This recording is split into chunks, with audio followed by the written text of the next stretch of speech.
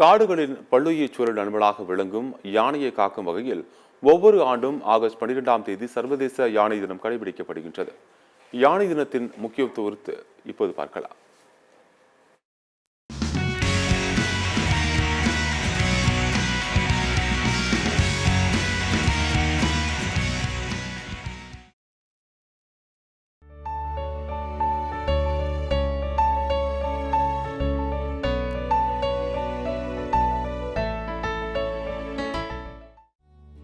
எழில் கொஞ்சும் வளமான காடுகளை உருவாக்குவதில் முக்கிய பங்கு வகிப்பது யானை. கூர்மையான கண் பார்வை, ஞாபக சக்தி கொண்ட யானை நாள் ஒன்றுக்கு தீவனமாக 200 கிலோ முதல் 250 கிலோ வரை உணவை உட்கொள்கிறது. 150 முதல் 200 லிட்டர் வரை தண்ணீரும் இதற்கு தேவைப்படுகிறது. இதனாலேயே ஓரிடத்தில் வாழாமல் பசுமையான செழுமையான பகுதிகளை தேடி வெகு தூரம் பயணித்துக் கொண்டே இருக்கிறது. இதனால் ஓராண்டிற்குள் யானை கூட்டம் சராசரியாக 650 சதுர மீட்டர் பரப்புள்ள வனப்பகுதியை சுற்றி வருவதாக யானை ஆர்வலர்கள் தெரிவிக்கின்றனர்.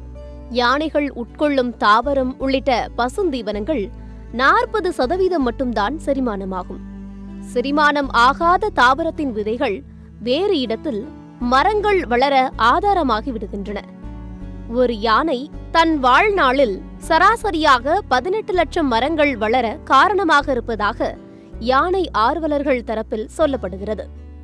இதனால்தான் யானையை காடுகளின் பல்லுயிர் சூழல் நண்பன் என்று அழைக்கப்படுகிறது. உலகம் முழுவதும் 24 வகையான யானைகள் இருந்த நிலையில் காடுகள் அழிப்பு, தந்தங்கள் வெட்டி எடுப்பது போன்ற மனிதர்களின் நாசவேலை காரணமாக 22 யானை வகைகள் அழிந்து தற்போது ஆப்பிரிக்கா மற்றும் ஆசிய வகை யானைகள் மட்டுமே வலசை வந்து கொண்டிருக்கின்றன. இதில் இந்தியா, தாய்லாந்து, இலங்கை, மியான்மர் உள்ளிட்ட 13 நாடுகளில் ஆசிய யானைகளும், ஜிம்பாப்வே, நமீபியா, போட்ஸ்வானோ போன்ற நாடுகளில் ஆப்பிரிக்க யானைகளும் உள்ளன. சுமார் 4 லட்சத்திற்கும் மேல் ஆப்பிரிக்க யானைகளும் 55,000த்திற்கும் மேற்பட்ட ஆசிய யானைகளும் இருப்பதாக புள்ளி விவரங்கள் தெரிவிக்கின்றன. இதில் தமிழ்நாடு வனப்பகுதியில் மட்டும் 3063 யானைகள் உலா வந்து கொண்டிருப்பதாக யானை ஆர்வலர்கள் தரப்பில் தெரிவிக்கப்படுகிறது. காடுகளின் பல்லுயிர் சூழல் நண்பனான யானை தற்போது அழிவின் விளிம்பில் உள்ள உயிரினங்களில் முதன்மையான ஒன்றாக உள்ளது.